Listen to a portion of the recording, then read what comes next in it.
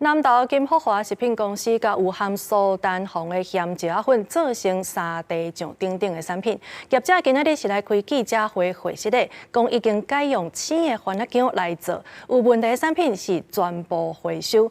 另外，台北市嘛是同款有查到8间业者是用到苏丹红咸椒粉，即马嘛是全部落价回收。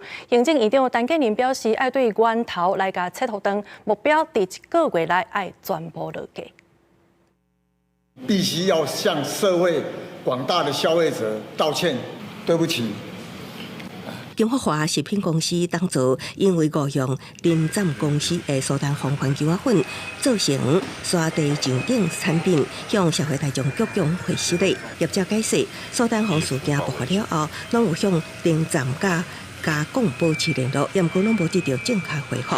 目前针对进前的制品，只要含有番茄粉的成分，无论敢是防污染，全拢回收。日起就是不管是什么东西，只要有投入辣椒粉的，我们在各地县市都会进行通报，并且我们会跟我们的盘商跟经销商进行全面的回收。我们所生出来的东西都是以生鲜辣椒为主的，不再使用任何的辣椒粉系列了。苏丹红番茄粉事件，毋但是扩大到金福华公司做成的沙地酱等产品，下游也流向台北8间业者。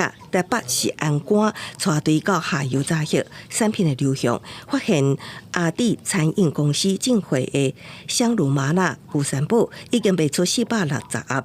金宝公司的英雄类麻辣鸭血包也卖出5.2万外包。陆军后勤指挥部副食供应中心进货福台牌沙地酱做成餐食。国防部表示，目前停止使用回收含苏丹红成分的食材回收。 有异类产品也会有红回收送检。营养苏丹红是安防部行政院昨召开研讯会议。最主要从源头的阻断侦查为主，所以呢一定要加强检验。如果已经有违规事件的这一些厂商呢，就不准他再继续进口，然后查出来的这些产品呢，一律要销毁。遇到不管是自己的产品发生有疑虑，在采购原物料的时候，发现那个原物料有问题，跟我们做自主通报。行政要求1个月内完成所有含有不法番茄粉成分的产品拢摕落来。食药署也研议高风险品项名单，加强产品的管制，爱为边境源头阻断，加强厂商的稽查。记者综合报道。